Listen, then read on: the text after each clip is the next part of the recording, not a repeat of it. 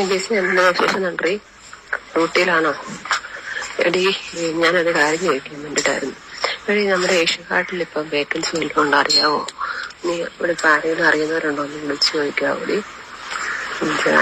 ഞാൻ ഓർക്കുമായിരുന്നു, ഇപ്പം കുറച്ച് നാളൊരു വർഷത്തേക്കുള്ള അവിടെ ഒന്ന് കയറി പോയി നോക്കിയാന്ന് വെച്ചാൽ ഈ അമേരിക്കയുടെ എൻട്രസാറിന് എഴുതി കഴിഞ്ഞാലും അതിപ്പോൾ ഒരു വർഷത്തോളം എടുക്കും അതിന്റെ പ്രോസസ്സിങ് എല്ലാം കഴിയണമെങ്കിലേ. എന്നാ ആ സമയം കൊണ്ട് നാട്ടിലെങ്ങും ഒന്നും കിട്ടുന്നില്ല. ഞാൻ ഒത്തിരി തപ്പി. എന്നാ എനിക്ക് വന്നാൽ പിന്നെ പിള്ളേരെ വല്ല ഹോസ്റ്റലിൽ നിർത്തിയിട്ട് ഏഷ്യക്കാട്ട് വല്ല ഒരു വർഷം വെച്ച് ജോലി ചെയ്യുവാണെങ്കിൽ ആ സമയം കൊണ്ട് നമുക്ക് പ്രസന്റ് എക്സ്പീരിയൻസ് ആവുകയും ചെയ്യും. ആ സമയം കൊണ്ട് നമുക്ക് ജോലിയും ചെയ്യാമായിരുന്നല്ലോ, ഓത്തന്റിക്കുമായിരുന്നു. അപ്പോൾ കുറേ ആയിട്ട് എനിക്കിപ്പോൾ നമ്മുടെ ഏഷ്യക്കാട്ടിലെ ആ ഒരു ഗ്രൂപ്പ് വന്നിട്ടുണ്ട്, നമ്മുടെ വാട്സപ്പ് ഗ്രൂപ്പേ. കുറേ അതിനകത്ത് എന്തെങ്കിലുമൊക്കെ ഉണ്ടെങ്കിൽ അതിങ്ങനെ മെസ്സേജസ് ഒക്കെ ഇടുകയും ചെയ്യുന്നുണ്ട്. ഇതൊക്കെ നല്ലോണം വന്നിട്ടുണ്ടോ? പിന്നെ വേറെ ഞാൻ വിശേഷം പിന്നെ കഴിഞ്ഞ ഫെബ്രുവരി ഇല്ല 17 ഡേറ്റ് ഉണ്ടായിരുന്നു. അതിനും പുള്ളി വന്നില്ല. പുള്ളിക്ക് നാട്ടിൽ വന്നിട്ടുണ്ട്, ആരും വന്നില്ല. ഈ ലെറ്റർ അവർ കൈപ്പറ്റുന്നില്ല. ഇപ്പം 3-4 പ്രാവശ്യമായി. എന്നാ റീസൺ എന്താണെന്ന് എനിക്കറിയത്തില്ല. ഇപ്പം എത്ര നാളായിട്ടും വക്കീൽ ഇപ്പം അടുത്ത ഏപ്രിൽ 17 അടുത്ത ഡേറ്റ് വരുന്നു. ഏപ്രിൽ 9 അടുത്തേക്ക് വന്നിട്ടില്ലായെങ്കിൽ നമുക്ക് എന്തെങ്കിലുമൊക്കെ പിള്ളേർക്ക് ഇതിനുള്ള പൈസ അയക്കുന്ന കാണും.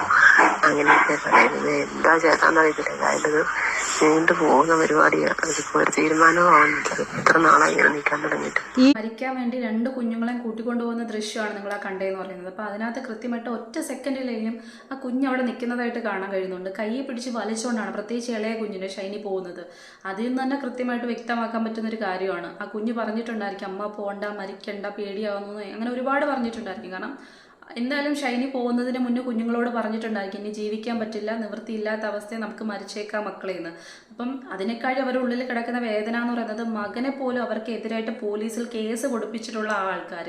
അതിലപ്പുറത്തേക്ക് നമുക്ക് ആ വോയിസ് ക്ലിപ്പിൽ നിന്ന് മനസ്സിലാക്കാൻ പറ്റുന്ന കാര്യം അവസാനം വരെയും അവരെ കുഞ്ഞുങ്ങളെ നോക്കാൻ വേണ്ടി അവരെ കൊണ്ട് പറ്റുന്നതിൻ്റെ പരമാവധി കാര്യങ്ങൾ അവർ ശ്രദ്ധിച്ചിട്ടുണ്ടായിരുന്നു. അല്ലെങ്കിൽ അതിന് വേണ്ടിയിട്ട് ഒരുപാട് കാര്യങ്ങൾ അവർ തേടിക്കൊണ്ടിരുന്നിട്ടുണ്ടായിരുന്നു. പക്ഷെ അതിനുശേഷവും ഇങ്ങനൊരു തീരുമാനത്തിലേക്ക് അവർ എത്തിയിട്ടുണ്ടെങ്കിൽ അതിൻ്റെ തലേ ദിവസം തക്കതായിട്ടുള്ള എന്തോ കാര്യങ്ങൾ നമുക്ക് പോലീസിൽ നിന്നുള്ള കാര്യങ്ങളും മറ്റും വാർത്തകളിലൂടെ കേൾക്കാൻ കഴിയുന്നത് മനസ്സിലാക്കാൻ പറ്റുന്ന കാര്യം എന്ന് പറയുന്നത്, പോലീസ് ഈ പറയുന്ന ഭർത്താവിനെ ക്വസ്റ്റ്യൻ ചെയ്ത സമയത്ത് പറഞ്ഞിട്ടുള്ള കാര്യങ്ങൾ എന്ന് പറയുന്നത് തലേ ദിവസം അയാൾ എന്തൊക്കെയോ വോയിസ് ക്ലിപ്പുകൾ എന്തൊക്കെയോ മെസ്സേജുകൾ അയച്ചിട്ടുണ്ടായിരുന്നു എന്നുള്ളൊരു കാര്യം വരുന്നുണ്ട്. അപ്പം അതിവരെ ഒരുപക്ഷെ ഈ പറയുന്ന പണത്തിനെ കുറിച്ച് കടത്തിനെ കുറിച്ചൊക്കെ ആയിരുന്നു എന്നും പറയുന്നുണ്ട്. അപ്പം അതായിരിക്കും ഒരുപക്ഷെ മാനസികമായിട്ട് അവരെ തളർത്തില്ല. കാരണം ഈ സ്വന്തം പിതാവിന് വേണ്ടി അവർ ആൺമക്കൾ രണ്ടുപേരും ചെയ്യേണ്ട കാര്യങ്ങൾ ഇവരെ കൊണ്ട് ലോൺ എടുപ്പിച്ച് അല്ലെങ്കിൽ വായ്പ എടുപ്പിച്ചിട്ട് ഇവരുടെ മണ്ടയ്ക്ക് ആക്കി കൊടുക്കുമ്പോൾ സ്വാഭാവികമായിട്ട് ഒരു ജോലിയില്ല, 2 പെൺമക്കളെ നോക്കണം, ഒരു അവസ്ഥയില്ലാതിരിക്കുന്ന ഒരു സ്ത്രീ ഉറപ്പായിട്ടും തകർന്നടിഞ്ഞു പോകും. അതിലപ്പുറത്തേക്ക് നമുക്ക് മനസ്സിലാക്കാൻ പറ്റുന്ന ഒരു കാര്യം എന്ന് പറയുന്നത്, ഈ സ്ത്രീയെ, അതായത് ഷൈനി എന്ന് പറയുന്ന സ്ത്രീയെ ഒറ്റ നിമിഷത്തിൽ ആ വീട്ടിൽ നിന്ന് ഇറങ്ങി വന്നത്